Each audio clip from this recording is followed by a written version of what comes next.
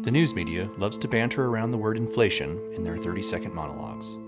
The reality of this word, that found its prominence in the 20th century, is that it is a little understood economic term that the powerful use to control the citizenry. Experts and economists will speak statistically about what inflation is, its percentage of impact, and why it is a normal and acceptable aspect to life in a free market economy.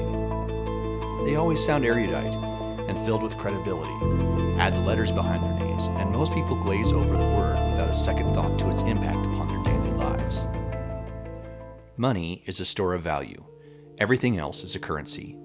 The reason that people for thousands of years have used a medium of exchange like money is that the value of it is not assigned by a central power, but by market forces. 1 ounce of gold or silver had an agreed-upon value based upon market dynamics, not from a government agency.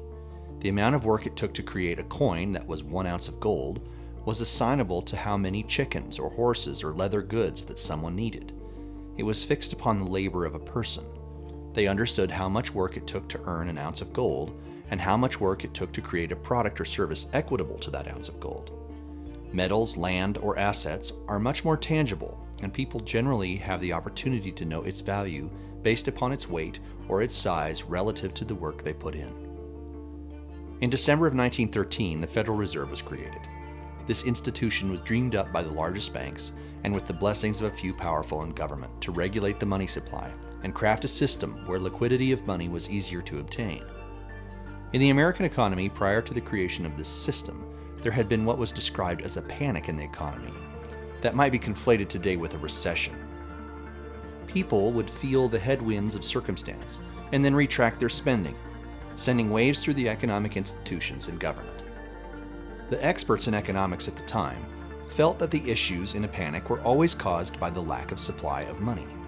Liquidity, they claimed, would fix the future away from these dramatic moments, and it could be smoothed out over the course of time. Banks could lend at lower rates that were centrally controlled, and government would have the access at funds for public works and employment. The idea first gained a great deal of momentum in the Panic of 1883, where J.P. Morgan actually bailed out the federal government with his own personal treasure.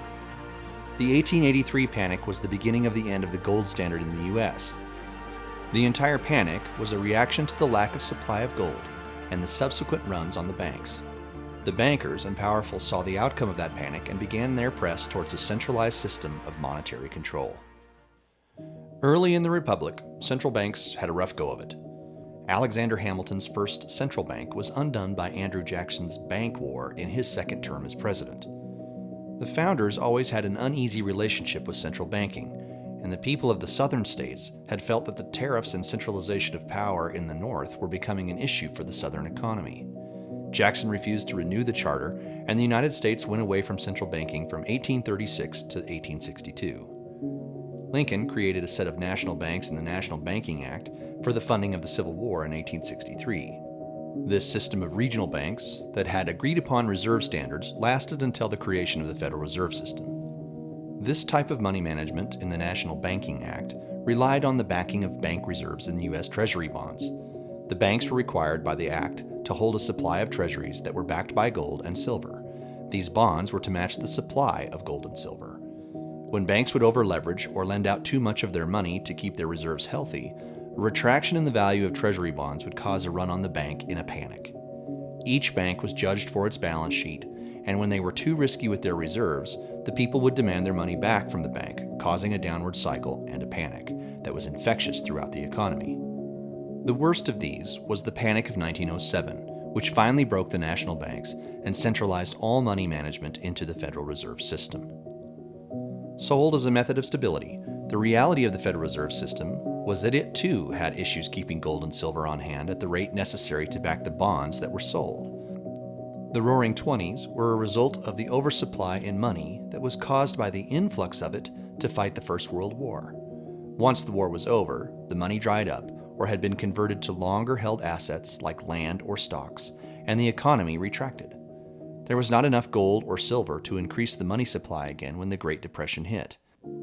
Add to that the Treaty of Versailles required the repayment of the cost of the war by the Germans, but the debt to the Allied countries was so high that the payments could not be made, and the value of the treasury bonds that had been used to finance the war crashed, causing a fleeing to gold and silver. As people wisely held on to these monetary assets during the Depression, the economy stayed stagnant. In 1932, FDR was elected president, and his use of executive power, that he described he would use in his inaugural speech, was in full force. One of his first acts was to outlaw the hoarding of gold coin, bullion, or gold certificates. This forbade any ownership of gold of more than $100, or 5 ounces. The government, in turn, repaid the owner of that gold in Federal Reserve dollars for about 67 cents over the face value of the coin. This was the end of stable money and the beginning of the fiat currency supply that was controlled and managed by a shadowy system that has never been audited and never shows its balance sheet to the public. It has funded wars and government programs and has created a world where each moment that passes, the currency in anyone's pocket is being diminished by the overprinting of money. Most people believe that the federal government has some kind of backing held in the treasury for the money that is in the system, but nothing could be further from the truth. The value of the currency in our wallets is determined only by our good faith in using it. We assign the value to the paper based upon what we think it will buy, but ultimately it is an impossible math equation to stabilize value, because one side of the equation, the supply of the currency, is changing by the millisecond.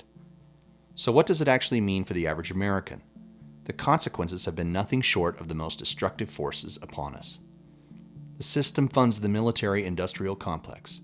Has government ever turned down a war? Short of the Cuban Missile Crisis, every other war that has been offered up to the United States since the 1950s has been agreed to and embraced.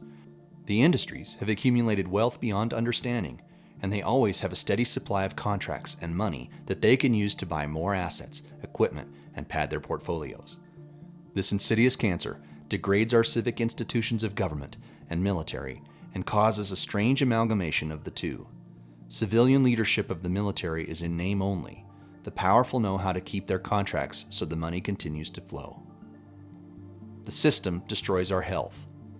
Because the value of currency is being degraded, our farmers have no choice but to consolidate their operations and either sell off their parcels to larger industrial farming operations or use the easiest and most efficient seeds and sprays to grow their crops. This devaluing of the money does not allow the consumer to pay what it rightfully costs to grow healthy food free of pesticides or genetically modified seeds. So the farmers are forced in a shotgun wedding to do what they all instinctively know is wrong and use these methods that are more chemical management than crop growing. We end up with Roundup-ready wheat and corn that can be made into mass-produced food that has no nutritional value or benefit.